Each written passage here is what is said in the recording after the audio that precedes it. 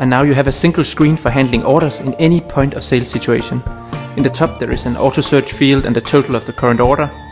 In the middle it displays items for overview and configuration, and the pane below has three parts: a customer selection, a selection of payment method, and the calculations of the whole order. In the very bottom there is a range of shortcuts where you can access often used functions. The search field checks product name, product ID and SKU field.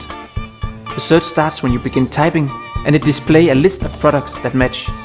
If there's only one product matching, it will be added automatically to the order.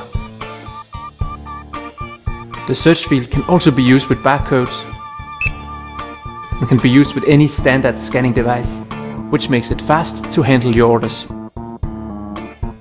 The number of items added to an order can be edited manually, or you can add them again, either by barcode or by searching.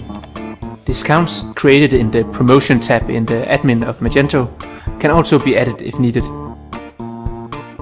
In the customer selection, you will standard just use a guest customer for checkout.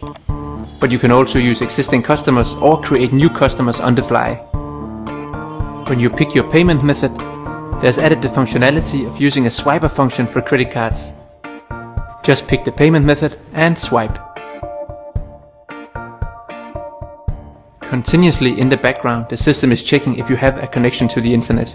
In case you lose it, the POS will switch to use a local stored database of products and customers. And you can proceed with your sales as if nothing has happened. When your connection comes back, the orders you made will seamlessly be updated. In case there are any overlap with orders made online, a pop-up will notify you and suggest